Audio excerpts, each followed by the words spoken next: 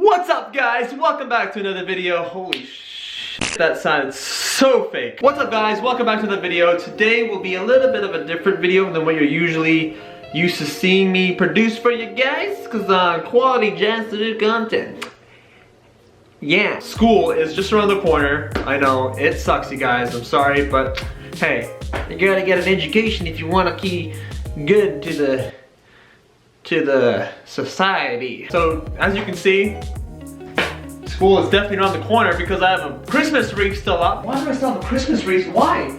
I mean, it is beautiful. My family loves Christmas. I'm kidding. We're off the point. Since school is just around the corner, I figured why not make a video for you guys about my most embarrassing moments in school, and hopefully you guys can relate, and if not, then I hope you guys never experience this, because it sucked. That's why I decided to make a video on it, because you know what? Only it would happen to me. That's the kind of luck I have. This kind of stuff that happened I'm gonna be telling you guys about in this video today. So I have quite a few stories about school and what happened to me during school. Some of these stories are extremely, well, they're all funny. Now, I look back at them now, they are pretty funny to look back at. But during the time when they were happening in real life, not so much. They suck, and only I could put myself in the situations where I had to go through this. So yeah, let's not waste any more time, and let's dive into my embarrassing past. Damn. Number one. Okay, that was racist. Number one, guys. Number one. The first story takes place in elementary school. I was in grade 3. It was the first week of school, and how old were you in grade 3? 9? I think I was 9. Yeah, I was 9 years old. And the teacher that I got that year, she had a reputation of being really, really mean. So I was terrified of her going in. And the first week, she made a rule saying that after lunch, you could not go to the bathroom, because a lot of kids would take advantage of that. So like, they'd play outside, and then when it was time to go for class again after lunch, they would say, oh, can I go to the washroom? And the teachers would get really angry because they were just wasting time. This particular teacher decided she wasn't gonna do that. She wasn't gonna take that from anybody. So she decided to make a rule saying that if one of us decided to go to the washroom after lunch, she would give us attention. And me, being the goody two-shoe that I was, and being afraid of everything. Oh, and I was afraid of everything, guys. I think you guys should know that by now. You think I'm afraid of stuff now? I was terrified when I was younger. I did not want to get in trouble. I was always the good boy. I always tried to do my best, and you know,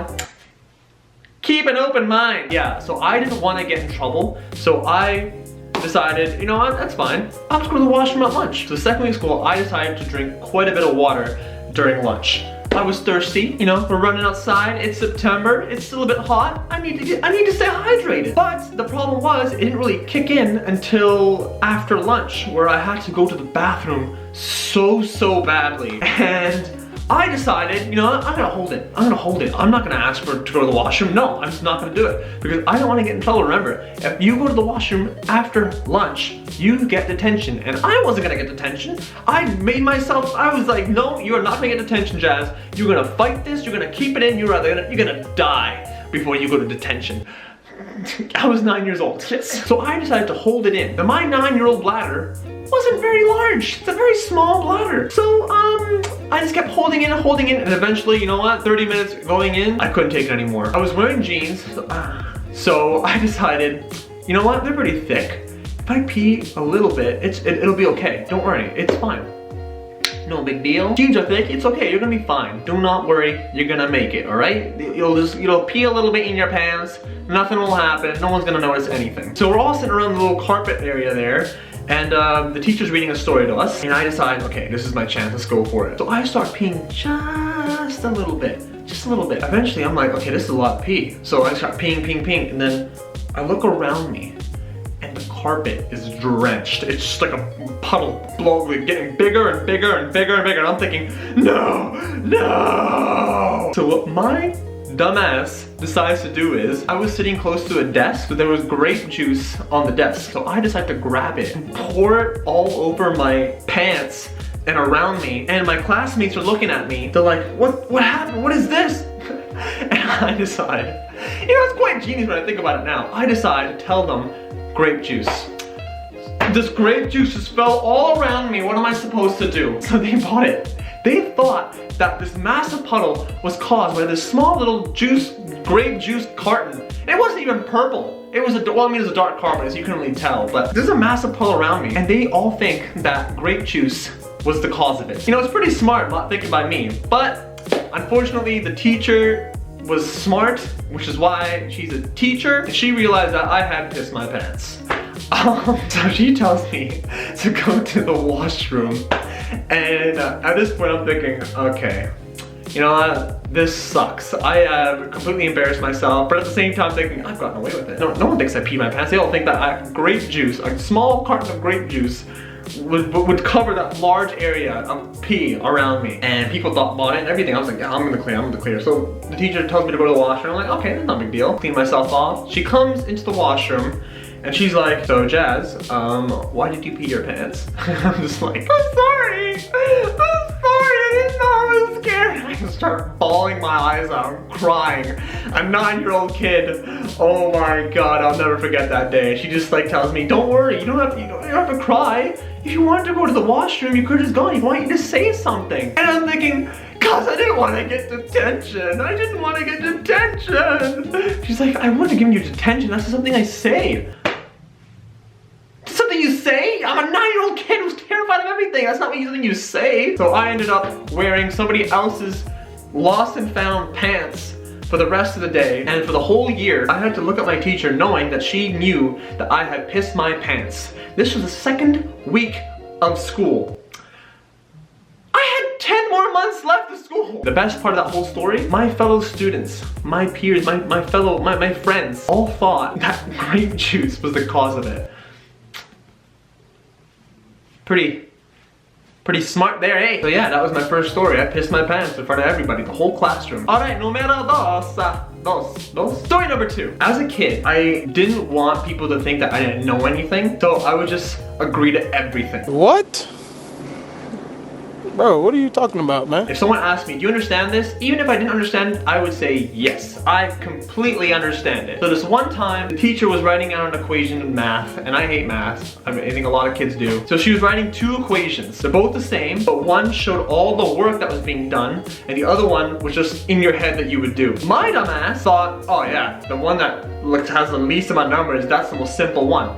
No, that was the most difficult one. So she writes the 2 equations out, and then she asks the class, all right, class, what kind of equations do you guys understand? The short one where there's not much work shown, or the full equation where you show everything? Keep in mind, I was sitting in the front of the class, so I couldn't see everyone around me. She says, who finds it easier to do this one, where it shows all the work? And everybody puts their hand up, and I'm the only one that doesn't. Because I think, oh no, that's difficult. And I think everyone else is gonna be, you know, doing the short equation. And then she points to the short equation that doesn't show any work at all, but the answer's there. And she's like, who understands this one? And I put my hand up. And I'm like, yeah, good job. You know, you're just like everybody else, everyone who did that too. And then I realized nobody else's hand's up. My hand is the only one that went up for the most difficult equation. My teacher looks at me, she's like, Jazz, you find this one easier? Really? You mind showing it to us again? And I had to show the whole class. Instead of saying, oh, sorry, I didn't understand, I decided I'm gonna die with the lie. So I go up there and I try writing out the equation, and instead of saying, oh, I'm sorry, I don't understand, I'm still trying to figure it out. And then eventually the teacher's like, all right, Jazz, it's okay, don't worry about it. I think you meant the other one, right? And I'm like, oh, yeah, sorry, silly me, that's the one I wanted to do. While the whole class looked at me, while I'm standing up there, and they're all thinking like, what is wrong with this dude? What is wrong with Jazz? My God, this guy is just, why? No, they didn't. What's the fuck? They're not Italian. So that was story number 2. If you want to take anything away from this, just know that if you don't understand something, just ask the teacher. It may seem embarrassing or anything, no. 9 times out of 10 there's other kids out there that don't understand anything either, and they're probably like freaking out too, but they just don't want to say anything. Usually the person who asks, hey, I don't understand this, they usually save everybody else from embarrassment, because they're the ones who are taking one for the team and making sure that everybody else understands what the hell's going on, because the teacher's there to help you. So another story, numero 3. No, I just fingered the camera, I apologize. Story number 3. So this one's a little bit embarrassing. Well, they're all embarrassing, but this one is really embarrassing because if this girl is watching this, damn, that sucks. It was in elementary school. I had a huge crush on this girl. I mean, everyone did. Like, this girl was si magnifique. She had a beautiful personality. I'm joking, guys. Okay, no, she did have she had everything. She had brains and she was beautiful too. All right, and she was very nice and very pretty. Did I mention she's very pretty? But I was like, you know what? I'm a nice guy. I think she would go for me. Yeah, you know, yeah. No, I was not like that person at all. I was the most least confident person ever. I was terrible with girls. I still am terrible with girls. I can't talk to girls now. I suck. I freeze up. I don't know how to talk to girls. Girls are like a different species to me. I don't know anything about girls. That's besides the point right now. Elementary school, had a huge crush on this girl, and one day she comes into class and we're at recess, we're playing around and everything, and she comes back in and she's like, oh my gosh, she seems really upset. Everyone's just gathered around her like, hey, what's wrong? Let's just call this girl Rachel. Now Rachel lost her earring, diamond earrings. I don't know why she would have diamond earrings in elementary school, but she did. And I was like, oh man, that sucks. This is my chance. This is my chance to show her my knowledge. For some reason I was like, if I show her my knowledge, she'll love me. She'll fall for me. I decided to ask her, were they real diamond earrings? Like where did you lose them? She said, oh, in the bush. I lost them in the bush. We were running and then they fell in the bush and they're like thorny and I can't find them and they're just in there. My dumbass, my smart little guy, I hate myself even talking about this right now. I decided to ask her, so were they real diamonds? Were they real diamond earrings? Yeah. She's like, I'm pretty sure they were, yeah. My mom got them for me. And I'm like, oh, really? Were they heavy? Were they heavy diamonds? Like when you held them, like, I don't know, yeah, I guess so, yeah. They weren't really that. I'm like, oh, if they weren't that heavy, they weren't real diamond earrings. Don't worry about it, it's okay. Really? Why would I say that? A girl loses diamond earrings, and I'm like, no, they weren't real diamonds. They weren't real diamonds, don't worry about it, it's okay, it's all good. You can get another pair. What the fuck? And while I say this, she looks at me, she's like, bitch! As soon as I say that, I know, I'm like, why did I just say that? How stupid did I sound? And oh my god. Eventually she went to a different high school and I went to a different high school and we didn't really talk or see each other after that. Years later I did find out that she did like kind of have a little crush on me. Pretty sure that was before that incident because after that we barely ever spoke ever again. And that's my third story from school, you guys. So if you guys have a crush on a girl or a boy, try not to insult them. And the quattro, no matter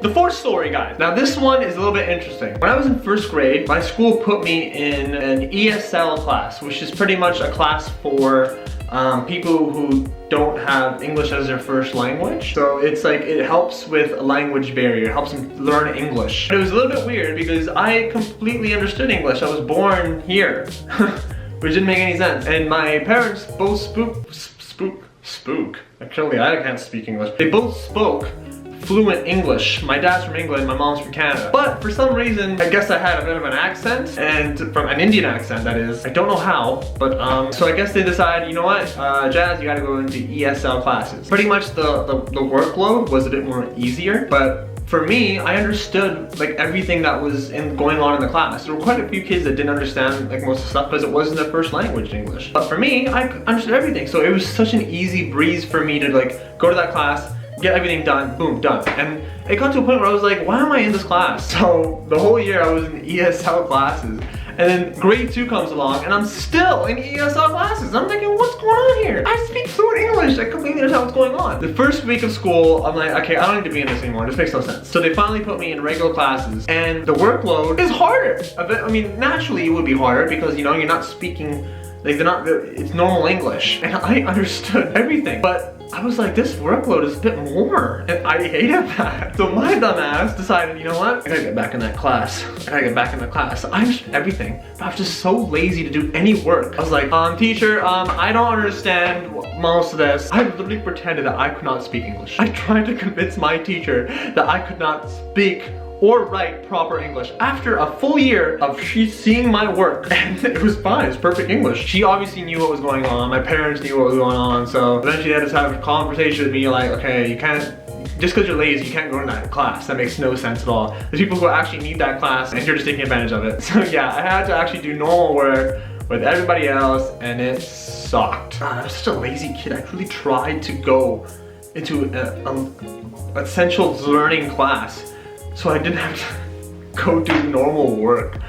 My God, I'm terrible. Moral of the story, if you can do the normal work and you're just too lazy to do so, fake better. Come on, lie better than I did. Okay, no, that's a joke. Honestly, don't do that. Please don't do that. Moral of the story is just don't do what I did. And the last story, numero Cinco de Mayo. No, it's not Cinco de Mayo. What am I saying? Number 5, guys. Story number 5. It was picture day at school. Now, my mom didn't know it was picture day at school. I didn't know it was picture day at school. So this takes place in elementary school. And my mom decides to dress me like all mothers usually do at that age. My family is from England, so they like Guinness. Guinness is like this pint of, it's not beer. It's, I don't know what the hell Guinness is. There's a picture right here. Okay, that's what Guinness is. It's just alcohol. Very popular with my family. They love Guinness. So they got like merchandise with Guinness too. They got t-shirts, they got like keychains and like mugs. They're not alcoholics, guys. I mean, some of them are, I'm not gonna lie. But, oh God, it's out of my whole family out being alcoholics. They're not alcoholics, okay? No, they had merch for me too. Like I had a Guinness shirt my mom got for me when we went to England, and she decided to dress me with a Guinness t-shirt on to an elementary school photo shoot. Then again, she didn't know it was a photo shoot day. I get there, they're like, oh, you gotta take some photos. So I take a photo in a Guinness t-shirt and pretty much just promoting alcohol when I'm like 8 years old. And the teachers are looking at me because they know what that is. They're like, Jazz, do you have any other t-shirts you can wear right now? I don't know, I'm sorry, because I don't know what the hell Guinness is at that age. I'm like, I don't know. I don't have anything, oh, sorry. And they're trying to call my mom, and mom's not answering, my dad's not, no one's answering. So they end up taking my photo, but I had to have a stern talking to by the principal of the school saying, all right, Jazz, you know, you can't be wearing this. I'm sorry, it's not right. You can't be wearing a Guinness t-shirt. I think I have a photo here. If I do, I'll put it right here. If not, then it'll be a photo of something. So I get detention for this. Yes, I got detention for wearing a Guinness t-shirt to school when I'm 8 years old. I had a week of detention. Keep in mind, this is only the beginning of school too. I've only been in school for like, I think two and a half weeks. And ever since then, like, I've always been cautious of, I always told my mom, I don't want you to dress me anymore. I'm gonna dress myself. And that didn't work out either, because a week later, my grandma buys a shirt, and my grandma, she's from India, so she doesn't like, she can't read English that well. She gets a shirt that says, ass kicker on there. And I'm like, yeah, I love it. I think it's cool. I think, oh yeah, I love it. You know, it's awesome. So I wear that to school without my mom not knowing. She didn't know. I wore it to school. My friends are looking at me like, oh yeah, ass kicker, high-fiving me. I'm like, yeah, I'm cool. Ass kicker. It was pretty cool until the teacher saw that. She's like, Jazz, come with me please. She takes me to the principal's office, and the principal's like, Jazz, I gave you a warning last week. Now you have detention for a month, and we're calling your mother. I get home, and mom's waiting there. Mom's like, okay, Jazz, can you sit down for a second? So she sits me down, and she gives me the loudest yelling I've ever had in my life. So she couldn't hit me because, you know, laws. I could tell she wanted to so badly. I was like, oh God, I have never been so terrified from my mother in my entire life. My mom's a sweetheart. But that day, she turned into the freaking demon of hell, devil, oh God, she gave me hellfire beyond anything I've ever imagined. That was the day where I learned that not to mess with my mother. And she got the shirt, ripped it in half, and threw it in the garbage. She's like, if you ever wear something like that ever again to school, I will beat the crap out of you. If you're gonna wear offensive clothing, make sure your parents don't find out about it. No, okay, I'm joking. Do not wear offensive clothing to school, you guys. That's not good. And that's it. Those are my embarrassing stories for you guys to laugh about. I hope you guys did laugh at them because I laugh at them thinking back now. At the time, not so much. That's what school is about. It's about memories, you know? And fortunately, I have quite a few of them. And if you guys want to hear more about these stories, please let me know. Give this video a massive thumbs up, subscribe if you haven't done so already, turn your post notifications on, and I will see you guys in the next one. Love you guys, bye! And all you guys going to the new school year, I have nothing good to say.